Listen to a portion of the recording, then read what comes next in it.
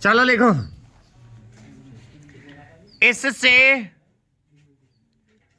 लोगों को कुछ राहत मिली।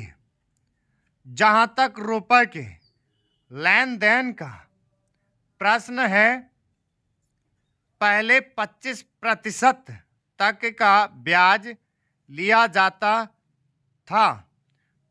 उसमें अब कुछ कमी अवश्य है, लेकिन कहीं कहीं तो अभी भी उतना ही ब्याज लिया जाता है, जिससे कर्जा लेने वाला उनके चंगुल से नहीं निकल पाता।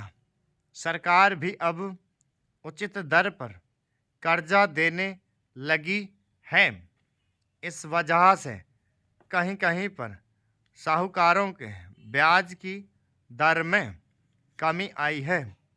सभापति महोदय, जिस भावना से मैंने यह बिल पेश किया है, उसके महत्व को सरकारी और विरोधी पक्ष दोनों ने एक मत से अनुभव किया है कि देश में बेकारी की समस्या एक भयंकर रूप धारण कर रही है और इसके कारण हमारे देश का विकास, चाहे वह सामाजिक हो, आर्थिक हो या सांस्कृतिक हो, रुका हुआ है। पिछले 55 वर्षों से इसी परिस्थिति का निर्माण होते हुए हम देख रहे हैं। मंत्री महोदय ने यहाँ पर अभी कहा कि राष्ट्रपति इस काम को नहीं कर सकते हैं क्योंकि यह उनके अधिकार के बाहर है। आप यह भी देखते हैं कि किसी राज्य में वहाँ की व्यवस्था, वहाँ का विकास ठीक नहीं हो रहा है तो उस राज्य में राष्ट्रपति का शासन लागू कर देते हैं। जब किसी राज्य में अराजकता फैल रही हो, विकास का काम समाप्त हो गया हो और वहाँ के नेता जिम्मेदारी से काम ना करते हों, तो वहाँ पर राज्यपाल का शासन लागू कर दिया जाता है।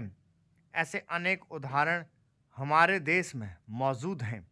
इसी प्रकार हमारे राष्ट्रपति सबसे ऊंचे अधिकारी हैं और अगर देश में इस तरह की स्थिति काफ़ी समय तक चलती रही तो राष्ट्रपति को आपातकालीन स्थिति में इस देश की सुरक्षा के लिए, इस देश की प्रगति के लिए सारी जिम्मेदारी अपने हाथ में ले लेने का अधिकार है। हमारे भाइयों ने बहुत से उदाहरण दिए कि राज्यों में संयुक्त सरकारें नहीं चलीं, लेकिन उसके पीछे राजनीतिक मामले थे। अगर कोई राजनीतिक पार्टी जिम्मेदारी से काम नहीं करती तो संविधान में यह स्पष्ट है कि उस राज्य की सारी जिम्मेदारी राष्ट्रपति की है। मैं आपको एक उदाहरण देना चाहता हूँ। संविधान में आदिवासी हरिजनों की उन्नति के लिए प्रण किया गया था कि 10 वर्ष में उनकी सामाजिक तथा आर्थिक स्थिति को सुधार देंगे, लेकिन सरकार उसमें भी असफल रही। इस समय को 4 बार 10-10 साल के लिए बढ़ाया जा चुका है, लेकिन फिर भी उनकी आर्थिक और सामाजिक उन्नति नहीं हो रही है। इसमें यह सरकार बिल्कुल असफल रही है पिछले सत्र में इस विषय पर सरकार के विरुद्ध अविश्वास का प्रस्ताव भी आया था। इसलिए मेरा कहना है कि भारत में इस समय जो बेकारी की समस्या है वह इस ढंग की समस्या है जिसके रहते सारे देश को उन्नत बनाने की व्यवस्था हम सोच रहे हैं। सभापति महोदय, वह केवल एक स्वप्न ही रह जाएगा।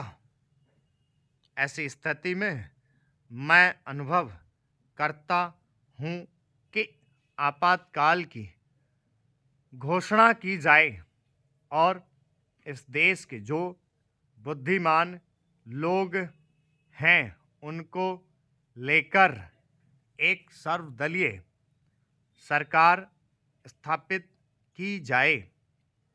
हम यह अनुभव करते हैं कि जिस तरह का शासन इस समय चल रहा है उससे देश की कोई भी समस्या हल होने वाली नहीं है, बल्कि इस सरकार की गलतियों से समस्याएं बढ़ती जा रही हैं।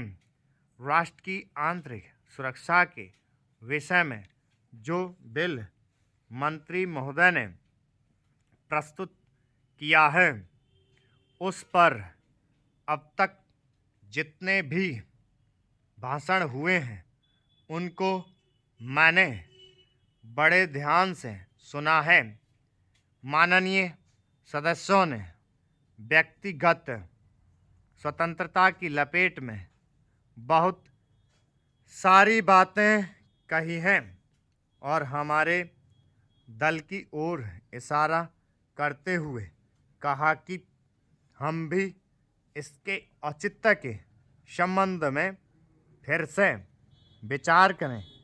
मैं जहां तक समझ पाया हूं, हमारे गृह मंत्री को इस बिल को प्रस्तुत करने में कोई सुख नहीं हुआ, बल्कि वर्तमान परिस्थितियों को दृष्टि में रखते हुए उनको दुख हो रहा है। आज जब हम नागरिक सुरक्षा, व्यक्तिगत सुरक्षा और स्वतंत्रता की बात करते हैं तो सबसे पहले उसमें व्यक्तिगत सुरक्षा की बात आती है।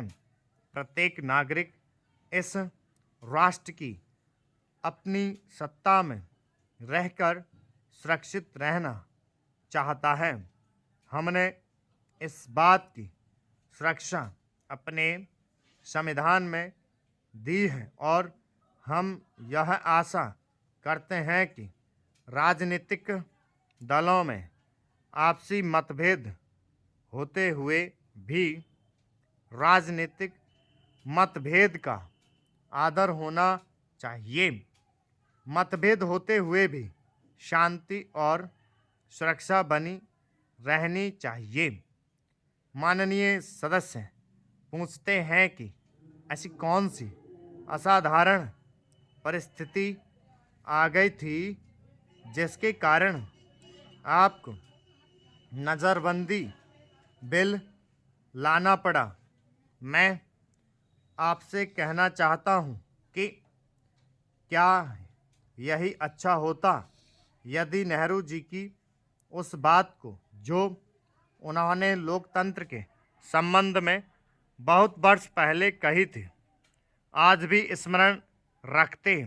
उन्होंने एक बार कहा था कि लोकतंत्र के संचालन में और दायित्व निर्वाह में अगर किसी प्रधानमंत्री को बार बार पीछे मुड़कर देखना पड़े कि कोई छुरा तो नहीं भौंक रहा है, यह कोई अच्छी बात नहीं है।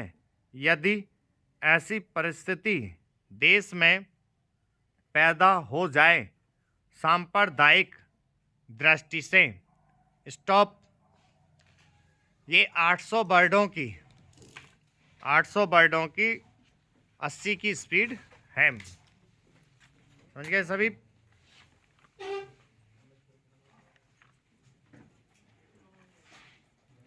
जब लिख गई तो अनुवाद इसका कर लेना। सही है।